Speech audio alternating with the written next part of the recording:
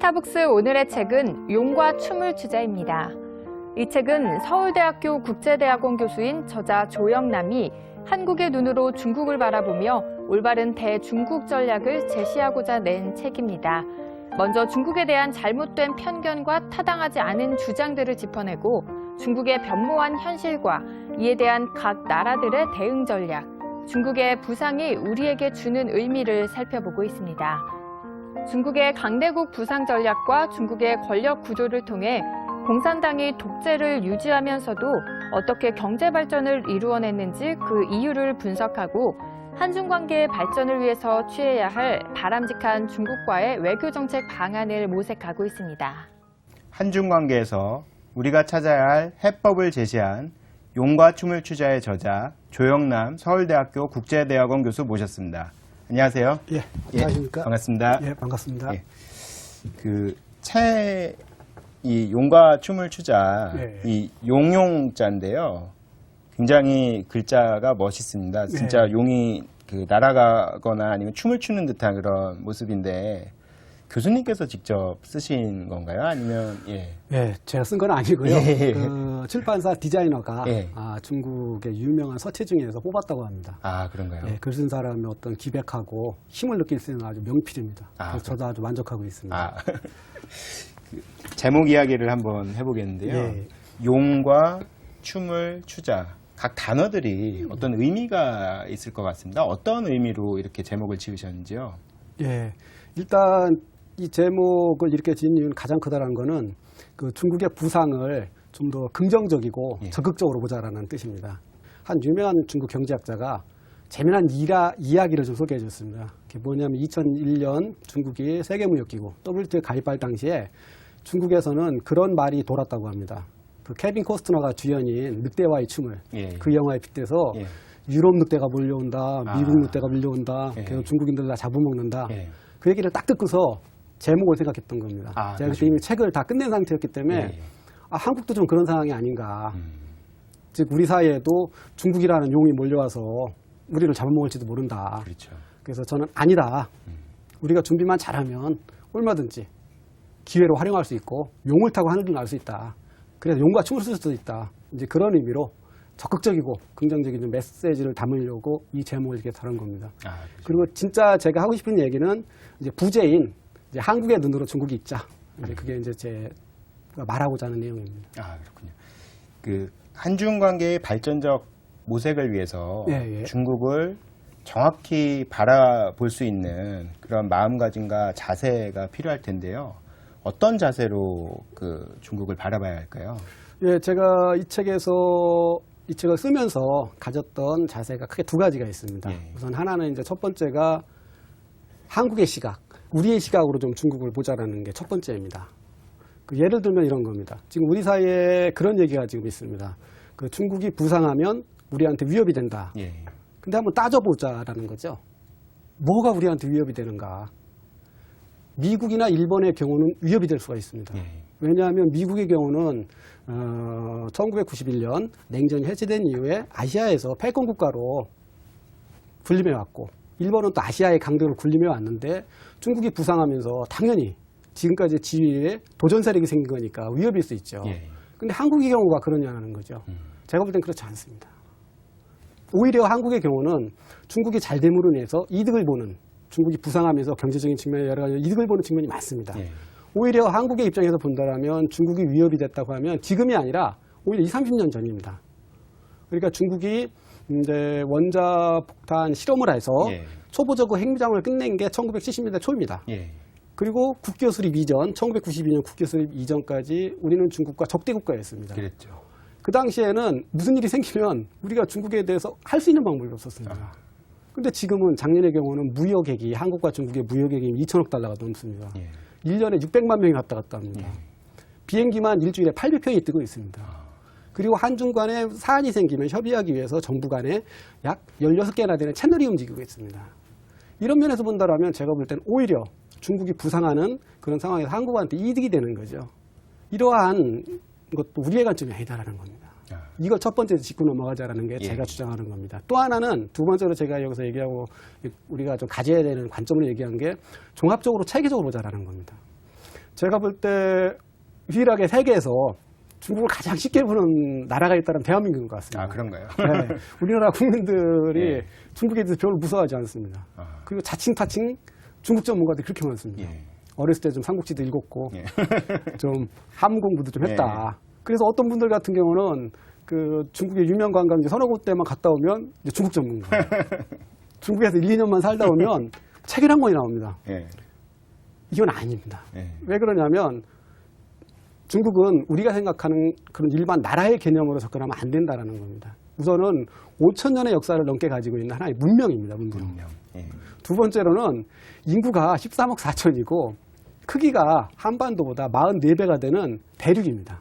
이처럼 문명이고 대륙이 중국입니다. 거기랑 우리랑 정치 체제도 다르고요. 사회문화적 배경도 매우 다릅니다. 따라서 이러한 중국을 이해할 때는 항상 염두에 둬야 될 게 종합적이고 체계적으로 봐야 된다는 겁니다. 그렇게 하지 않으면 장님 코끼리 만지기식으로 오히려 왜곡을 할 수가 있습니다. 아. 이제 그걸 피해야 된다. 예. 이게 이제 제가 강조하는 그런 자세입니다. 아, 그렇군요. 예. 굉장히 저희가 반드시 가져야 될 그 중국을 바라보는 자세에 대한 좋은 말씀을 해주셨고요. 이제 본격적으로 책 이야기를 한번 해보겠습니다. 네. 중국의 부상을 바라보는 여러 그 시선, 주장 그런 것들이 있는데요. 각각 어떤 그 주장들이 있고 각각의 문제점들은 어떤 게 있을까요? 예, 제가 이 책에 처음에 이제 언급한 예. 우리 사회에서 소위 상식으로 통용되는 그런 주장들의 세 가지를 검토를 했습니다. 예, 첫 세 번째가 가지, 예. 이제 중국 위협론이고요. 그리고 이제 두 번째가 중국 붕괴론입니다. 이제 세 번째가 중국 기회론입니다. 이 중에서 특히 이제 최근 들어서 우리 사회에 많이 유행하고 있는 것이 중국 위협론하고 중국 붕괴론입니다. 예. 이런 주장들은 물론 이제 약간의 사실들은 있습니다. 다 사실들을 포함하고 있고요. 근데 이제 하나하나 따져보면 그렇지 않다라는 게 이제 제 판단입니다. 아, 예를 들어서 중국 위협론을 한번 예. 살펴보면 이제 가장 많은 사람들이 이렇게 받아들이고 있는 중국 위협론이라는 게 뭐냐면 역사적 경험에서 이렇게 따온 겁니다. 예. 즉 과거에 독일하고 일본이 세계 강대국으로 부상하는 과정에서 기존의 강대국과 충돌하면서 전쟁을 일으켰다라는 거죠. 예. 제2차 대전이. 이제 그러한 역사적 경험에 근거해서 중국이 부상하게 되면 미국 주도로 짜여진 국제 질서에 도전할 거다. 그렇다면 전쟁까지는 아니겠지만 상당한 분쟁 내지 충돌이 불가피하다. 이제 그게 바로 이제 우리한테 위협이 될 거다라는 예. 주장인데 과연 그러냐는 겁니다.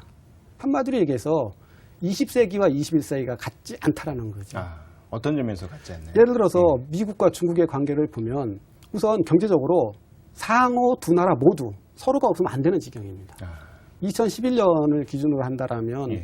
양국의 무역액이 4천억 달러를 넘었습니다. 동시에 중국이 가지고 있는 외환 보유고 3조 3천억 중에서 1조 7천억 원이 지금 미국에 투자되어 있습니다. 아, 그 중에서 1조는 미국 국채를 사주고 있습니다. 예. 이처럼 경제적으로 너무 밀접하게 되어 있는 거죠. 물론 미국은 이제 중국에 대해서 시장을 제공하고 있는 거죠. 예. 그래서 이처럼 이런 관계를 표현하기 위해서 닐 퍼커슨이라는 이제 하버드 대학 경제학과 교수는 차이메이카라는 말을 만들기로 했습니다. 차이나 플러스 아메리카 해서 차이메리카. 차이메리카라는 신조어네요. 예. 그렇죠. 따라서 냉전 시대에 소련과 미국과 소련에서는 약간의 군사적인 문제가 발생하면 이게 전면적인 대립으로 갈 가능성이 있었습니다. 아, 쿠바 미사일 사태가 예, 대표적인 예. 그런 사례죠. 그러나 현재 중국과 미국은 그렇지가 않습니다. 그렇기 때문에 실제로 중국과 미국과 중국은 우리가 겉으로 보는 것과는 달리 상당히 협조적으로 같이 운영하고 있습니다. 아, 그렇군요. 예를 들어서 예. 미국과 중국 사이에는 정부 간에 지금 65개의 공식 채널이 있습니다. 아, 65개는 예, 공식 채널. 여러 가지 공식 채널이라는 게 어떤 걸 예를 들어서 어떤 걸 그 장관급으로 구성되어 있는 그 전략 경제 대화 아, 이런 거라든지 예. 그다음에 차관급 실무 대화 물론 그중에 인권 대화도 예, 포함되어 있고요. 예. 그리고 우리 눈에 안 들어오지만 예. 하는 게 있습니다. 아. 그런 것까지 다 포함하면 65개입니다. 예, 엄청난 참고로 한국과 중국에는 지금 제가 조사한 바로는 14개의 채널이 있습니다. 예. 그러니까 우리가 보기에는 맨날 미국과 중국이 싸우는 것 같은데 예. 실제로는 중요한 일이 있으면 긴밀히 아, 그렇군요. 협조라는 겁니다. 예. 따라서 이러한 관계 속에서는 21세기에 이런 속에서는 과거와 같은 신흥 강대국이 등장한다고 해서 국제 질서가 반드시 혼란을 오는 것도 아니고 그런 측면에서 중국 위협론은 하나하나 점검해 봐야 된다는 거죠. 중국 붕괴론도 마찬가지입니다. 예. 우리한테 이제 가장 친숙한 중국 붕괴론이 뭐가 있느냐 그런 겁니다. 소련이나 옛날 예. 동유럽 사회주의 국가가 그러듯이 사회주의 국가가 시장 경제를 도입하면 머지않다 저거는. 예. 내지는 한국이나 대응만의 경험에 근거해서 경제가 일정 정도 발전하면 중산층이 형성되고 중산층이 형성되면 민주화 요구하게 되고 그렇죠. 그렇다면 공산당 일당제는 저 오래 못 간다. 근데 그러냐는 겁니다. 실제로 아니다라는 거예요. 그럼 왜 그런 건가요? 왜 한번 아닌 예를 건가요? 들면 1987년 한국이 민주화 당시에 이제 근대화론을 검토하는 겁니다. 예. 그 당시에 1인당 한국의 국민소득이 3,700달러였습니다. 예. 대만도 그때 1986년서부터 대만이 민주화가 시작됐는데 예. 그때도 대만도 비슷하게 3,500달러 수준이었습니다. 경제 수준이. 예. 중국 작년에 1인당 국민소득이 5,400달러입니다. 이미 넘어선 이미 거네요. 그때 넘었었습니다. 당시에. 예. 평균이. 근데 그보다 더 중요한 거는 중국 경제를 이끌고 있는 연해 지역이라는 예. 거죠. 예를 들어 광동성. 예. 광동성의 인구가 1억이거든요.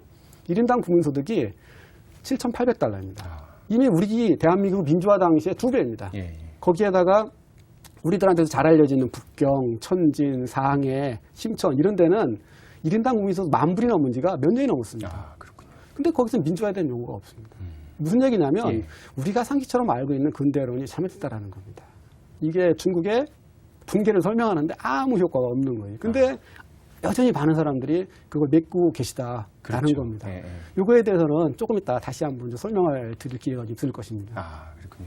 예. 그러면 중국이 경제적인 면에서만 본다면 지역 강대국에서 세계 강대국으로 이미 발돋움했다고 볼 수 있는 건가요? 아직은 아닌 거죠. 아직은 아직은 아니다. 예. 왜냐하면 여기서 말하는 이제 세계 강대국이다라고 하는 것은 세계 경제에 결정적인 영향을 미칠 정도의 수준인데 예. 그런 나라는 미국밖에 없다라는 겁니다. 아직은 미국밖에 없다. 그러나 머지 않았다라는 겁니다. 예.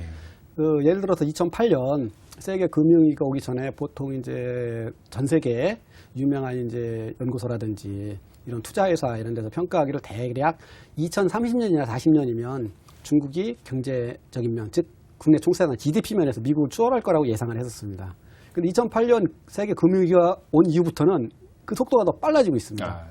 당겨지고 있군요. 예, 다 아시다시피 미국은 정체 예. 내지는 이제 약간의 성장을 하고 있는데 예. 반해서 중국은 여전히 7, 8%의 고도 성장을 하고 있죠. 그래서 최근에 나온 보고서는 그 시점이 아주 땡겨졌습니다. 예를 들어서 2010년 3월에 나온 IMF 보고서에 따르면 이제 구매력 지수, 예. 즉 물가 지수를 예. 감안한 그 GDP로 따지면 2018년이면 중국하고 미국이 같아집니다. 2018년이요. 2018년이면 예. 지금부터 6년 후입니다. 그러네요. 6년 후. 그게 아니더라도 다른 보고서는 아니다. 그런 게 아닌 경상 GDP를 해도 멀지 않았다라고 얘기를 합니다. 예. 대표적인 게 2010년 9월에 청와대학교 중국에 있는 예. 명문대죠. 예. 청와대학교 한 연구소에서 나온 보고서에 따르면 2020년 가면 경상 GDP로 해도 중국이 미국을 추월합니다. 그 당시 가면 이제 중국 GDP가 약 23조가 되고요. 예. 미국이 22조가 됩니다. 이처럼 경제적인 면에서 짧게는 4, 5년, 길게 봐도 10년 이내에 중국이 미국을 추월한 세계 최대 경제 대국이 된다는 겁니다. 이거는 거의 대부분의 경제학자가 동의하는 것 같습니다. 예. 근데 여기서 이제 제가 말씀드리고 싶은 거는 이게 도대체 우리한테 무슨 의미가 있느냐. 예, 그렇죠. 그게 또 중요한 예, 거죠. 예. 왜냐하면 1인당 국민소득으로 보면 아직 멀었거든요. 아까 말씀드렸던 1인당 국민소득 면에서 보면 중국은 아직 5,000불대잖아요. 예. 미국은 5만 불대거든요. 예. 10분의 1입니다. 그럼 이게 무슨 의미냐? 굉장히 중요합니다. 왜 그러냐면요. 중국이 세계 최대의 경제 대국이 된다라는 것은 세 가지 뜻이 있는 겁니다. 예. 하나는 뭐냐면 세계 최대의 시장이 된다라는 겁니다. 공장이 아닌 이제 그렇죠. 시장이 되는 시장이 거죠. 되는 거고요. 두 번째로 세계 최대 투자자가 되는 겁니다. 세 번째로는 세계 규칙 제정자가 되는 겁니다. 조금만 더 설명드릴게요. 예. 세계 시장이 된다는 게 뭐냐? 그게 무슨 뜻이냐면요. 미국과 일본을 보면 금방 합니다. 세계 2차 세계대전 이후에 미국이 세계의 마청 역할을 했습니다. 예. 미국이 좋은 일도 했지만 사실 나쁜 일도 많이 했거든요. 그런데 대부분의 국가들은 미국을 마청으로 인정을 합니다. 왜 그러냐면요. 전 세계에 한국을 포함한, 일본을 포함한, 대만을 포함한 전 세계 대부분의 국가들이 미국의 시장에 상품을 팔아서 경제 발전했습니다. 덕을 본 거죠. 예. 그러다 보니까 미국은 인자한 인상을 갖고 있는 거죠. 그러네요. 반면 일본은 어떻습니까? 일본은 1968년 이후 세계 2위의 경제대국이었습니다. 불과 2010년까지. 근데 일본이 대한 우리의 인상은 어떤 거예요? 전혀 너그러운 마청이 아닙니다. 그렇죠. 왜 그러냐면요. 세계의 시장은 고사하고 아시아의 시장도 돼본 적이 없습니다. 이 차이입니다. 예. 중국이 바로 세계 시장으로 등장한다는 것은 계약서상으로 치면 흔히들 중국이 갑이 되고 나머지 국가가 을이 된다는 거군요. 특히 한국의 견탄은 굉장히 중요한 겁니다. 이게. 영향력이 커진다라는 거죠. 또 중국의 세계 투자자가 된다라는 게 이미 외환 보유고가 이제 지난달을 기준으로 해서 3조 3천억입니다. 예, 3조 3천억. 우리나라 작년 GDP가 1조 2천억이에요. 즉 중국이 보유하고 있는 현금이 우리나라 1년 GDP보다 3배 된다라는 겁니다. 돈만 있으면 요새는 왕입니다. 예. 마지막으로 우리는 중국이 서방 선진국이 만들어 놓은 경제적 규칙만 쫓아가고 있는 나라라고 있는데 아닙니다.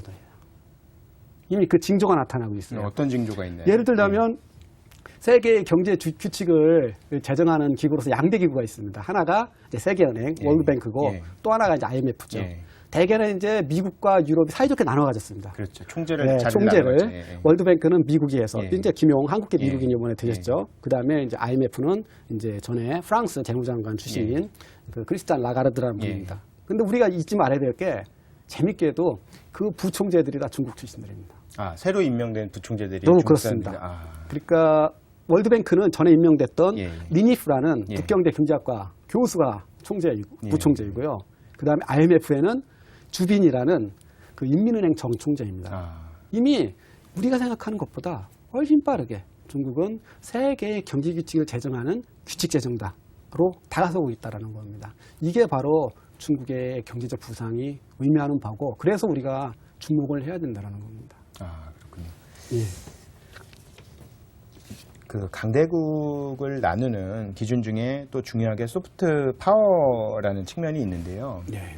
그 소프트 파워라는 게 일단 뭔지 한번 교수님께서 좀 설명을 해주셔야 될 것 같고요. 그리고 중국이 그 소프트 파워를 어떻게 활용을 하고 있으며 2020년까지 소프트 파워 측면에서 봤을 때 강대국이 될 수 있는 건지 궁금합니다.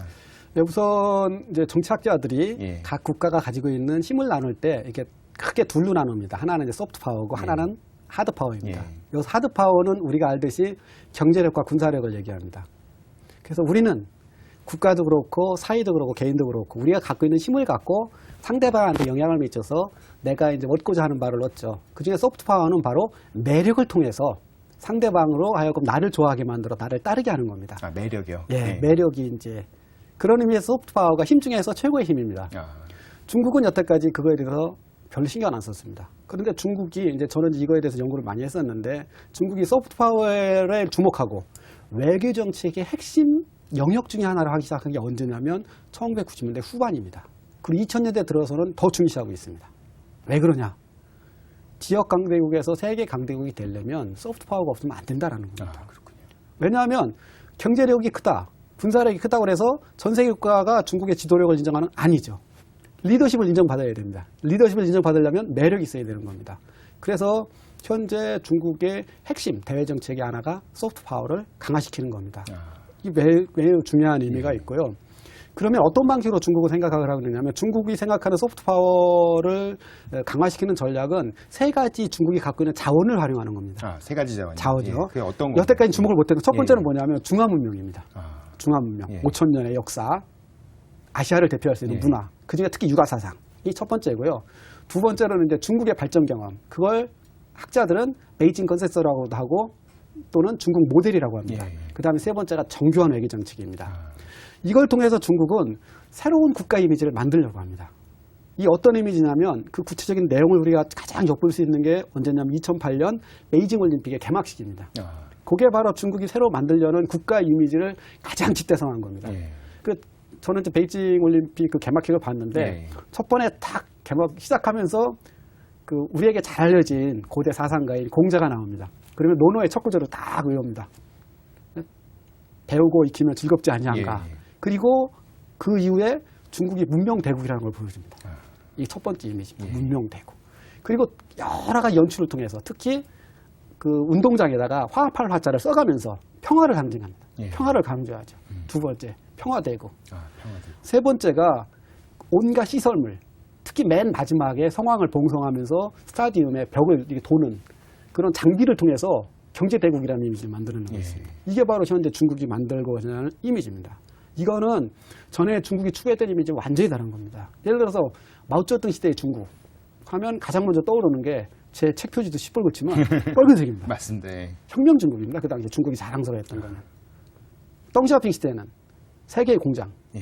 역동적인 중국입니다. 그렇죠. 예. 근데 이제 더 이상 그런 이미지, 혁명 중국이라든 역동적인 중국은 세계 강대국의 이미지에 안 맞는다라는 거예요.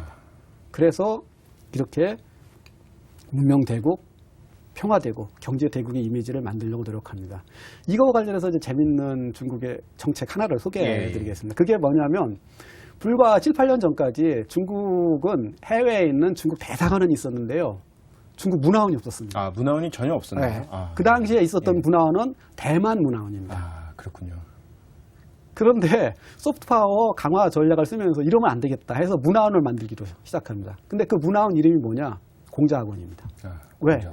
전 세계인들한테 가장 친숙한 중국의 사상가, 중국을 대표할 수 있는 인물이 바로 공자이기 때문입니다. 그 이름이 공자학원이에요. 그게 2004년에 11월 달에 서울에서 첫 번째로 문을 열었습니다. 근데 이게 이제 뭘 중국이 모방한 거냐면요. 독일을 모방한 겁니다. 아, 독일의 예. 문화원을. 그러니까 독일이 제2차 세계대전 딱 끝나면서 국가 외교 정책의 핵심 목표 중에 하나가 뭐냐면요.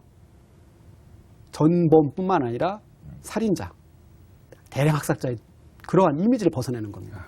만약 그런 상황에 독일이 독일 문화원이라고 이름을 줘서 만들어 놓으면 누가 와서 거기 뭐 배우려고 하겠습니까? 그래서 독일은 독일 문화원의 이름을 뭘로 줬냐면 괴테하우스로 줬습니다. 괴테 인스티튜트. 예. 저도 이제 고등학교 때 젊은 베르테를 슬픔 읽었는데 거기에 나온 샤를롯테의 이미지, 예. 청순한 이미지. 예. 그래서 괴테 인스티튜트라는 이름을 줬고 그걸 통해서 독일 예. 새로운 예. 민주적이고 평화적인 걸 알리는 아, 바로 중국이 그걸 그대로 흉내낸 겁니다. 아, 그걸 차용한 거예요? 예, 차용한 예. 겁니다. 그래서 이건 주로 어디에다 주로 하느냐면 선진국을 대상으로 하고 있습니다. 아, 선진국을 대상으로. 예, 그래서 예를 들어서 우리나라에 지금 16개가 있습니다. 제가 예. 알기로는. 그건 어떤 거냐면요. 우리나라에는 한 대학과 중국의 대학이 자매결연을 맺어서 예. 우리나라 그 공자학원을 수용하는 대학은 장소만 제공하는 겁니다. 그러면 중국어를 가르치나 중국 문화를 가르치는 교사를 파견하고요. 예. 운영비도 중국이 다 됩니다. 아, 교재도 다 됩니다. 그러니까 굉장히 좋은 거죠. 뭘 주로 가르치고. 중국 말과 문화, 아, 북불시대부터 그런가요? 시작해갖고 뭐 여러 가지 중국 경극 이런 걸 다 예. 가르치는 종합문화센터입니다. 한국에는 지금 말씀드린 16개 있고요. 제가 예. 알기로 미국에는 70개가 있습니다. 아, 그렇군요. 이렇게 해서 전 세계에 지금 약 350개가 있습니다. 이런 걸 통해서 이제 전 세계에 중국은 경제 대국 이미지보다는 선진국한테는 이런 식으로 문명 대국의 이미지를 알리는 이런 노력을 하고 있습니다. 반대로 예. 개발도상국들, 라틴 아메리카라든지 아프리카든지 동남아시아한테는 중국 모델입니다. 아, 중국 모델을 선전하는 겁니다. 이렇게 해야 너희도 잘 살 수 있다. 네, 그러니까 이게 무슨 의미가 있냐면요. 중국한테는 굉장히 중요한 거예요. 예. 왜냐하면 여태까지 중국은 인권 후진국, 네? 민주 후진국, 오염국가, 중국은 이제 그게 아니다라는 겁니다. 아, 그렇군요. 우리는 미국이 주도하는 서양식 모델과는 다른 중국식 모델을 만들었고 성공했다라는 겁니다. 이걸 보여주려고 노력을 하고 있고 실제로 이제 제가 2010년에 심천이라는 데서 이제 현지 조사를 할 때인데요. 거기서 한번 제가 물어봤습니다. 심천 예, 예. 그 이제 외교 담당하시는 분한테 올해 그 아프리카나 이런 데서 외교 사절단들이 심천의 발전상을 이렇게 구경하시러 한 몇 팀이나 오셨냐? 50팀이었다고 그러더라고요. 그러니까 우리도 자랑스럽죠. 대한민국도 한강의 기죠. 예, 예. 근데 중국의 입장에서도 자랑할 게 있는 겁니다. 왜냐하면 30년 동안 예. 세계의 빈곤 국가에서 세계 제2 경제 대국으로 갔죠. 그렇죠. 이거는 제3세계 국가들이 보기에 특히 개발도상국이 보기에 참고할 만한 겁니다. 이걸 통해서 중국의 이미지를 바꾸는 이런 것들이 지금 중국이 하고 있는 소프트 파워 전략입니다. 아. 물론 한계는 있죠. 왜? 아직도 중국은 인권, 민주, 법 침해의 문제가 많습니다. 예. 따라서 제 판단으로는 10년이 지나건 20년이 지나건 중국이 민주화가 안 되면 인권이 개선 안 되면 안 될 거라고 보죠. 예. 그러나 개발도상국한테는 미국 못지않은 이미 선진국 대우를 받고 있습니다. 아, 그렇군요. 그런 의미에서 하여튼 절반의 성공을 했다라고 저는 생각을 하고 있습니다. 그러니까 지금 교수님 말씀을 계속 듣다 보니까 굉장히 중국에 어떻게 보면 뭐 중국이 부상한 게 약간 운도 있지 않았냐라는 이야기들도 사실 했던 게 사실인데 굉장히 치밀한 그런 어떤 전략에 의해서 움직이고 있다라는 생각이 드는데요. 중국이 이렇게 어떻게 구군이 좋아서 네. 강대국으로 진입한 것으로 보기는 좀 무리가 있겠네요. 어떻게 네, 보시나요? 저는 아니라고 예. 봅니다. 이제 제가 이 책에서 이제 자세히 설명하고 있는데 제가 분석을 해보니까 중국이 나름대로 중요한 국가로 이렇게 부상을 하는데 3번의 점프가 있었습니다. 예. 도약이 있었죠. 예. 그런데 재밌는 건 3번이 다 위기였습니다. 아, 그 첫 번째 도약이 언제 했었냐면 그러니까 중국이 우리 가시권에 확 들어온 예, 거죠. 그게 예. 1989년 천안문 사건, 그다음에 91년 소련의 붕괴 이후에 그때 시작됐습니다. 예. 정확히는 1992년 공산당 14차 당대회 때 사회주의 시장경제론이라는 걸 공식 채택하면서 본격적인 대개방을 시작했습니다. 그때 사실은. 예. 그리고 그때 두 자릿수가 넘는 비약적인 성장을 했고요. 예. 이걸 통해서 중국이 경제적으로 확 부상하기 시작했습니다. 여기 1단계. 두 번째로는 97, 98년도 아시아 금융위기 때입니다.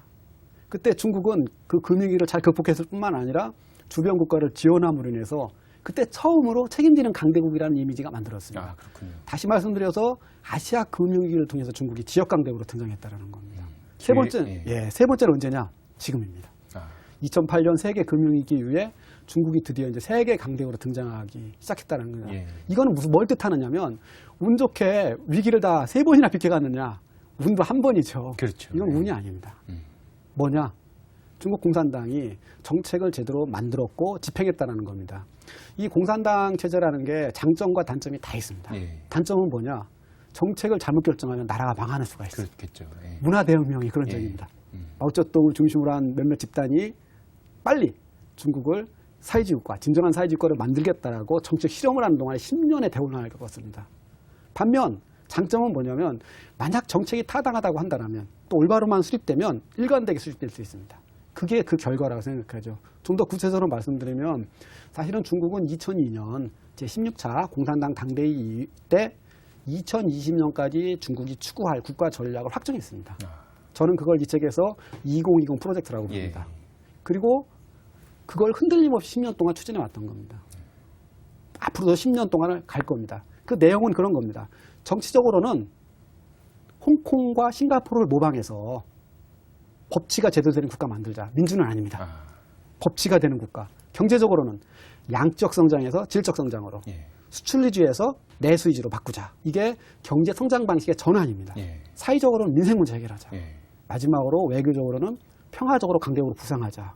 이런 목표를 추진했던 겁니다. 근데 이 왜 이러한 목표, 이런 전략이 흔들리지 않게 올 수 있었느냐? 그게 바로 이제 비밀인데요. 그것은 중국의 국가 전략은 한두 사람이 만든 게 아니라 예. 지도 집단 전체가 만든 겁니다. 예를 들어 2002년 심지어 당대회는 어떤 때냐면요. 장쩌민으로 대표되는 제3세대 지도부들이 물러나고 후진타오로 대표되는 제4세대 지도부가 등장할 때입니다. 예. 그리고 바로 그 2020 프로젝트는 물러가는 지도자와 들어오는 지도자들이 합동으로 만든 겁니다. 아, 서로 합의를 하는 거예요. 그렇죠. 합의해서 만들어진 겁니다. 올 가을에 중국 공산당 18차 당대회가 있어 제5세대 지도부가 등장하죠. 그렇죠. 시진핑하고 리커창으로 대표되는. 근데 이미 작년에 중국이 앞으로 5년 동안 추구할 12차 5개년 계획을 확정했습니다. 그게 4세대랑 5세대가 그렇죠. 합의를 또 한 합의한 건가요? 겁니다. 아, 그런 따라서 거군요. 올 18차 당대회가 등장해도 중국의 국가발전 목표나 전략은 변화가 없습니다. 아, 이처럼 지도부 간의 합의를 통해서 만들어 놓은 것 때문에 될 수 있었고요. 이거는 우연이 아닙니다. 이제 그런 측면에서 중국에서도 일정 정도 정치적 발전이 있었다고 볼 수가 있습니다. 중국 같은 경우는 아까 말씀하신 대로 공산 일당 체제로 지난 30년간 연 10%의 고도 성장을 기록하고 있고 많은 사람들이 그 결과에 대해서 좀 당황스러워하는 것도 사실인데요. 예. 그건 어떻게 바라봐야 할까요? 예, 제가 그게 이 책에서 굉장히 제가 좀 상세하게 분석하고 강조하는 겁니다. 예. 결론은 우리가 정치 체제를 보는 내지 정치 발전을 보는 관점이 편향돼 있다라는 겁니다. 아, 편향돼 있다. 네, 예. 잘못 보고 있다라는 예. 겁니다. 구체적으로 말씀드리면 그런 예. 겁니다. 우리는 경제 발전하면 쉽게 이해합니다. 경제 발전하면 GDP가 증가하는 거, 내년 1인당 GDP가 증가하는 거 이렇게 이해하기 쉽습니다. 그럼 정치 발전은 뭐냐? 정치 발전이 뭐냐라고 물어본다면 대부분은 민주화다 이렇게 얘기합니다. 그렇죠. 이게 맞는 얘기입니다. 그런데 틀린 얘기이기도 합니다. 왜냐하면요, 정치 발전은 민주화 말고도 다른 게 또 있습니다. 아, 그게 뭐냐? 정치학자들은 정치 제도화라고 부릅니다. 정치 제도화라는 것은 그냥 간단히 얘기하면 국가 건설입니다. 국가 건설. 경찰이 경찰다워지고 법원이 법원다워지고 국가가 국민들이 필요한 법 질서, 안전, 교육, 위료 이런 걸 제공할 수 있는 체제로 바꿔가는 거죠. 아. 이걸 정치 제도화라고 하는 예. 겁니다. 그리고 바로 경제 발전에 필요한 정치 발전은 정치 민주화가 아니라 정치 제도화입니다. 정치 민주화는 어떻게 보면 상대적으로 쉽습니다. 예. 다당제 하고요. 경쟁 선거 하고요. 그러나 그렇다고 해서 다당제해서 또 경쟁 선거 해서 정치 주자를 뽑는다고 해서 국가 체제가 만들어지는 거냐? 그렇지 않습니다. 중국은 바로 90년대 초서부터요. 의식적으로 중국의 정치 발전 목표를 정치 민주화가 아닌 정치 제도화로 정하고서 추진해왔던 겁니다. 거기에 바로 비밀이 있습니다. 그래서 중국의 정치 제도는요. 우리가 생각하는 것보다 훨씬 능력이 있고요. 훨씬 합리화되어 있습니다. 저희 상식하고 좀 다르네요. 네, 다른 겁니다. 그런가요? 예. 제가 이제 이런 얘기를 하는데요. 그 포천지가 선정한 세계 500대 기업 중에서 예. 490개가 중국에 투자를 하고 있습니다. 물론 거기에 이제 한국 기업도 많이 예. 들어있죠. 근데 독재 국가에다가 무능하고 부패가 난무하고 이런 데라면 예. 기업가들이 투자할 리가 어디 있겠습니까? 중국은 민주국가가 아닌 거 맞습니다. 예.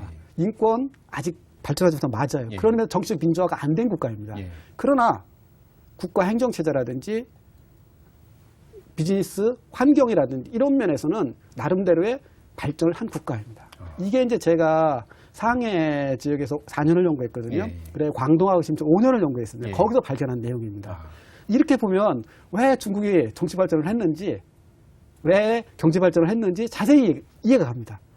중국은 쉽게 표현하면 동아시아에 있는 두 가지 정치 발전 모델, 예. 즉 한국과 대만으로 상징되는 정치 민주화 모델이 아니라 예. 싱가포르와 홍콩으로 상징되는 정치 제도화 모델을 의식적으로 뚫었던 겁니다. 그렇기 때문에 경제 성장을 했던 거고요. 이제 그런 의미에서 제가 사실은 2000년대 초에 그 상해 지역하고 천진적인 조사할 때, 이거 중국은 세계 강대국이 될 수 있다라고 판단하게 된 것도 그 근거입니다. 그렇군요. 따라서 그 중국 정치를 볼 때 우리가 여태까지 가졌던 어떻게 보면 편견일 수도 있고요. 그렇죠. 아니면 잘못된 상식일 수도 예. 있고 버려야 됩니다. 그러면 이제 보이기 시작합니다. 예. 그렇군요. 중국의 2010년의 아랍의 봄처럼 어떤 민주화의 바람이 그러니까 정치 민주화의 바람이 불 확률이 좀 있다고 보시는지요? 어떻게 생각하시나요? 네, 있기야 하겠죠. 근데 저는 최소한 당분간은 쉽지 않을 거라고 생각합니다.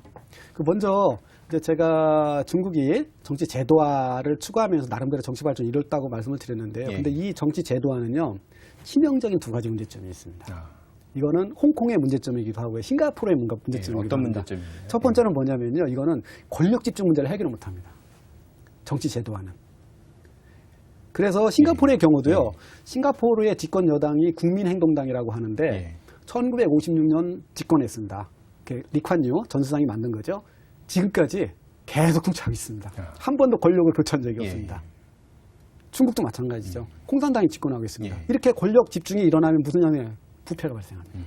싱가포르는 인구가 450만밖에 안 되는, 또 영국의 150년 동안 식민 통치를 경험한 영국의 선진 행정 경험을 갖고 있는 그런 도시국가입니다. 그러니까 권력 집중의 문제를 투명성 제고라든지 공개라든지 이런 걸 통해서 극복할 수 있어서 중국이 극복이 안 됩니다. 이런 권력 집중과 부패 문제, 이게 치명적인 문제의 첫 번째입니다. 얼마 전에 전 세계를 놀라게 했던 모시라이 사건은 대표적인 예입니다.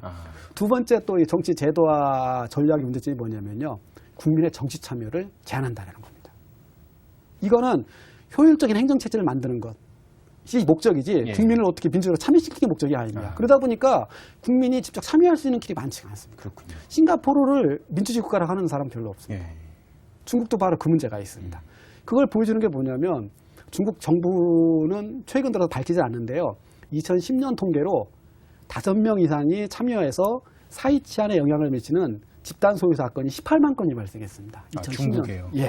하루에 500건 이상이 발생하는 겁니다. 참여할 길이 없으니까 그런 식으로 하는 거죠. 보면, 따라서 이러한 권력 집중과 부패 문제, 정치 참여 제한 문제를 5세대 지도부들은 해결을 해야 됩니다. 이게 심각한 문제입니다. 중국은. 그러나 이러한 문제가 있다고 중국 국민들이 민주화를 요구할까요? 이건 또 다른 문제입니다. 왜냐하면 대개 국민들이 민주화를 요구할 때는 어떤 경우가 가장 많냐면요. 국가가 정치 체제가 자기 역할을 못할 때입니다. 자기 역할은 뭐냐? 국민을 먹고 살게 해줘야죠. 의료와 교육을 제공해줘야죠. 법 질서를 제공해줘야죠. 그걸 못할 때 하거든요. 근데 지금 말씀드렸듯이 중국은 지난 30년 동안 10%씩 경제 성장했습니다. 따라서 중국 국민들도 그런 생각을 갖고 있습니다. 공산당 아니라 딴 정당이 집권한다고 더 나을 수 있느냐는 거죠. 그럴 가능성이 별로 없습니다. 두 번째로 전 세계는 지금 민주주의 퇴조기입니다. 민주주의 퇴조기인가요? 예. 우리가 흔히 알고 있는 제3의 물결, 예. 그게 이제 1970년대 중반전부터 시작해갖고 이제 최근까지 온 건데, 학자들의 연구에 따르면 100개 정도의 국가가 민주화가 됐습니다. 예. 한국과 대만도 포함됩니다. 근데 그 중에서 경제 발전도 이루고요, 사회적인 안정도 이루고 이런 나라들은 20%밖에 안 됩니다. 20%밖에 안 돼요. 나머지 80%는 권위주의 체제로 돌아갔거나 경제 발전이 지체되고 사회 혼란을 겪고 있습니다. 그 대표적인 게 러시아입니다. 중국도 그걸 잘 알고 있습니다. 일반 국민들도 알고 있어요. 최근에 중국에서 무슨 논의가 있느냐면요, 아랍의 봄 이후 그런 나라들을 보라. 국민들이 얼마나 고생하냐 이런 논의하고 있습니다. 리비아 국민들 고생하는 거, 이집트 국민들, 이거는 공산당이 막는 게 아니에요. 언론이 그 정도는 다 알 수 있습니다. 따라서 매력적이지가 않죠. 이처럼 중국 정치체제가 지금 제가 말씀드린 대로 권력 집중과 부패 문제라든지 국민의 정치체제 문제가 있지만 다른 대안이 더 매력적으로 느끼지 않기 때문에 민주화 요구가 굉장히 약하고요. 제가 볼 때는 최소한 앞으로 10년은 현재의 체제가 유지될 것 같습니다. 경제 성장만 한다면 유지될 거라고 저는 전망을 합니다. 그렇군요. 향후 중국과 그다음에 이제 그 동아시아 지역 질서가 어떻게 변하고 형성될지 그게 사실 저희한테 되게 또 와닿는 이야기고 이슈일 텐데요. 어떻게 보시는지요? 예, 이제 우리나라 그러니까 한국은 전에 이제 조선 시대까지 중국의 조공 국가였었잖아요. 그래서 이제 우리들의 머릿속에는 중국이 강대국으로 부상하면 이것도 조공을 바쳐야 되는 조공을 바쳐야 되는 것이 아닌가. 맞습니다. 라는 그런 얘기가 사실 있는 게 사실이고요. 실제로 재미난 게요. 미국과 유럽에 있는 일부 유명한 학자들이 그걸 주장합니다. 그게 첫 번째 시나리오인데요. 앞으로 10년에서 20년 후에 중국이 주도하는 신중화 질서가 만들어질 거다라고 얘기를 합니다. 저는 아니라고 봅니다. 이건 아니다. 왜냐하면 그럴 중국이 능력도 없고요. 동시에 그럴 의지도 없습니다. 우선 능력 면에서는 중국은 앞으로 10년 후에 세계 최대의 경제 대국이 될 겁니다. 그러나 소프트 파워나 군사력 면에서 그렇지 않습니다. 그보다 더 중요한 문제가 200년 전의 중국하고 지금의 중국은 다릅니다. 200년 전의 중국은 경제, 정치, 사상, 문화에서 선진국이었습니다. 그러니까 보고 배운 거죠. 그 지도력을 인정했다라는 겁니다. 지금은 아닙니다. 그렇지가 않습니다. 그런 면에 능력이 안 돼요. 또 중국은 의지도 없습니다. 의지라는 건 뭐냐면 지역의 질서를 주도하다라면 책임도 져야 된다는 거잖아요. 근데 그렇게 할 수 있는 생각이 별로 없고 준비도 안 돼 있습니다. 그래서 저는 이 첫 번째 시나리오는 별 가능성이 없고요. 두 번째는 이제 미국이 원하는 시나리오죠. 즉 미국 중심의 체제가 유지되는 거. 저는 안 될 거라고 봅니다. 왜냐하면 이번에는 미국이 그럴 능력이 안 됩니다. 미국이 가장 잘한다는 게 군사력이거든요. 군사력 면에도 이미 문제가 지금 생기기 시작했습니다. 그게 뭐냐? 이미 미국의 GDP 대비 부채 비율이 100%입니다. 미국의 GDP가 15조 달러인데 미국의 정부 부채가 15조 달러입니다. 따라서 미국 의회에서 결정을 한 게 앞으로 10년 동안 최소 4천억 달러, 최대 1조 달러의 국방비를 줄이라는 겁니다. 그렇게 되면 당연히 아시아에서의 미국의 군사력은 축소될 수밖에 없습니다. 말로는 아니라고 얘기하지만 축소는 필연입니다. 그거에 비해서 중국은 매년 2자릿수씩 국방비가 지금 늘어가고 있습니다. 앞으로 10년 후, 20년 후 되면 이거는 아시아를 놓고 본다면 미국이 중국을 완전히 압도한다라고 얘기할 수 없습니다. 경제력은요. 이미 중국은 아시아의 경제 중심입니다. 일본, 한국, 대만, 동남아 국가나 아세안 10개 국가의 최대의 무역 대상국이 중국입니다. 미국이 아닙니다. 이처럼 군사적으로나 경제적으로나 미국이 아닌 중국이 아시아의 중심국가로 등장하고 있는데 이런 상황에서 미국이 과연 이전처럼 패권적인 지위를 누릴 수 있을까요? 안 된다라는 겁니다. 그래서 제가 생각하기에 가장 가능성 있는 게 세 번째입니다. 한마디로 얘기하면 혼합체제입니다. 저는 좀 재밌게 표현하려고 이 책에서 이제 무지개색 시루떡이라고 얘기를 합니다. 이게 무슨 얘기냐? 우선 여태까지 우리가 생각했던 평면적인 생각은 버리라는 겁니다. 장기판 내지는 체스판 그게 아니다라는 겁니다. 이미 21세기 들여서 또 앞으로 10년 후에는 국제 질서라는 것이 분화가 일어납니다. 그래서 제가 볼 때 맨 위가 아마 경제가 될 거고요. 그 다음이 사회문화가 될 겁니다. 그 다음에 정치 외교, 군사안보 이런 식으로 다층이 됩니다. 그래서 시루떡입니다. 동시에 국제사회에서의 주대한 행위자도 국가만이 아닙니다. 예를 들어서 경제의 경우 중요한 행위자는 대기업입니다. 그렇죠. 예. 동시에 국가 간의 협약, 특히 FTA입니다. FTA. 이게 굉장히 중요합니다. 사회문화는 어떨까요? 제가 볼 때는 개인이 더 중요할 수가 있습니다. 아, 개인이요. 예, 예를 들어 지금 동남아시아에 있는 젊은이들이 한국의 대통령이 누군지 알까요? 모릅니다. 예. 그러나 젊은이들한테 예를 들어 동방신기라든지 K-팝 스타라든가. 그렇죠. 예. 슈퍼주니어, 소녀시대, 원더걸스 다 합니다. 그렇죠. 그런 겁니다. 그들이 훨씬 더 영향력을 많이 미칠 수 있고 예. 그것이 동아시아에서의 국제사회의 주요한 흐름이 될 수가 있습니다. 그러면 국가는 어디에서 중요하냐? 국가가 확 드러나는 데가 군사안보 쪽입니다. 군사안보 쪽에서는 미국과 중국이 중요하겠죠. 이처럼 시루떡처럼 돼 있고 근데 무지개 색깔처럼 여러 개 해야겠다. 이처럼 다양한 주체가 다양한 층위에서 서로 밀접한 상호관계를 맺는 게 이게 제가 생각하는 혼합체제입니다. 그리고 이거는 이제 우리한테 제 생각으로는 굉장히 중요한 두 가지 의미가 있거든요. 하나는 뭐냐면요. 더 이상 제발 동아시아 질서 얘기하면서 미국과 중국 중심으로 보지 말라라는 거예요. 아. 우리는 일만 열리면 미국 중국입니다. 그렇죠. 예. 그렇지 않습니다. 앞으로는. 다양하게 보고요.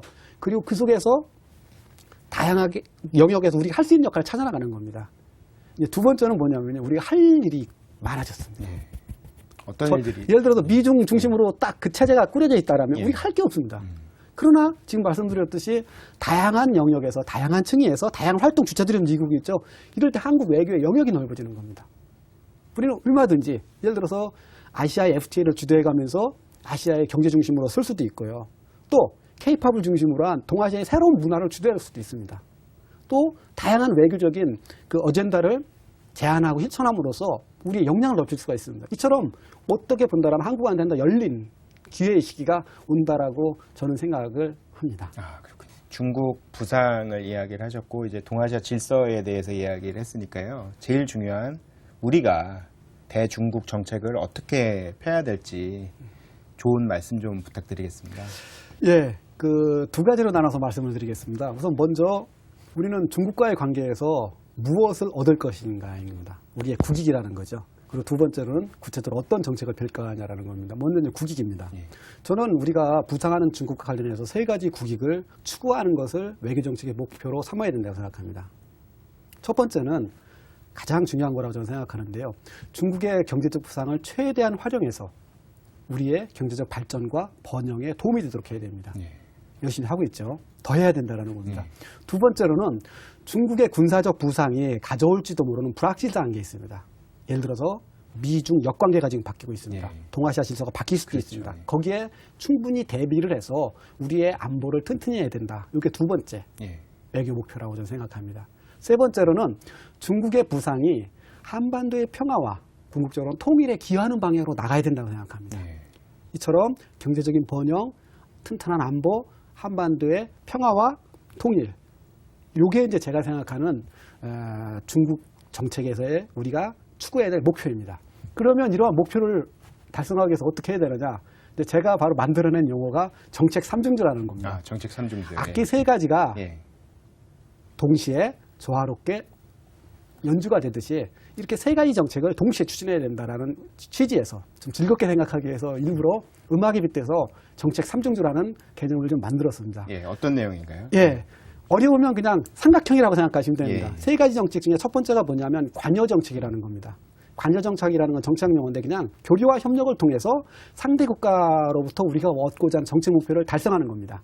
지금까지 해왔듯이 우리가 중국과 경제 영역, 사회 영역에서의 교류와 협력을 충실히 추진하는 것. 이게 이제 관여 정책입니다. 예. 꼭지점에 삼각형의 맨 위에 올라가는 겁니다. 예. 두 번째로는 중국의 군사적 부상에 대비하는 것으로서 위험분산 정책이라는 게 있습니다. 이건 보험 용어입니다. 해칭. 예. 그 위험분산의 핵심은 뭐냐? 한미동맹입니다. 아. 한미동맹을 발전시켜야 되죠. 또 위험분산 정책이 그런 것도 있습니다. 한국이 중국과 협정을 맺어서 중국을 속박하는 겁니다. 이런 겁니다. 예. 이런 다양한 정책을 통해서 불확실성에 대한 대비를 해야 되겠죠. 이게 삼각형의 왼쪽입니다. 예. 오른쪽은 뭐냐? 중국과 관련된 동아시아의 다양한 국가들과 힘을 합쳐서 같이 협력도 하고 대응자자라는 거. 이걸 다자주의라고 합니다. 다자주의. 예. 다자주의의 대표적인 게 이제 에이펙이라든지 예. 동남아시아 10개 국가 한중일이라는 아세안 플러스 3이 있죠. 예. 한중일도 있습니다. 예. 정상이. 예. 이런 다양한 방식으로 동아시아 문제를 공동으로 대응해서 중국이 힘으로 뭘 밀어붙이지 못하는 법과 규범으로 좀 서로 통제할 수 있는 이런 체제를 만들어야 된다. 이게 동시에 세 가지를 같이 추진해야 된다. 그것도 일관되게. 이게 제가 생각하는 중국에 대한 한국의 바람직한 정책입니다. 이 책 이후에 앞으로 중국에 관한 어떠한 연구 계획이 있으신지 궁금합니다. 예, 저는 그동안 중국에 아주 세부적이고 예. 구체적인 연구를 많이 했거든요. 근데 앞으로 10년 동안은 이제 여태까지 연구를 기반으로 해서 좀 거시적인 관점에서 중국을 보기 위한 세 가지 주제를 좀 연구하고 있습니다. 세 가지 주제요. 예, 예. 그 각 한 주제당 책이 한 권씩 나오겠죠. 예. 첫 번째가 뭐냐면 1978년 개혁 시작한 때부터 예. 지금까지 중국 정치가 어떻게 변해왔나라는 중국 정치사를 현대 정치사를 한번 분석하는 겁니다. 이게 첫 번째고요. 예. 두 번째로는 우리 사회가 잘 이해 못하는 것으로서 중국의 권력 구조와 운영이 어떻게 되느냐. 예. 이게 두 번째. 예. 세 번째로는 중국과 한국을 비롯한 동아시아 국가와 비교하는 겁니다. 그래서 어떻게 동아시아 국가들이 정치 발전을 했는가를 연구하는 겁니다. 이 세 가지가 제가 앞으로 10년 동안 할 연구 과제고요. 지금은 그 첫 번째 중국 정치사 연구에 지금 많이 시간을 투자하고 있습니다. 그렇군요. 정말 기대가 많이 되고요. 네. 중국을 우리의 시각으로 이해할 수 있는 아주 유익한 시간이었습니다. 좋은 말씀 잘 들었습니다. 감사합니다. 예, 감사합니다.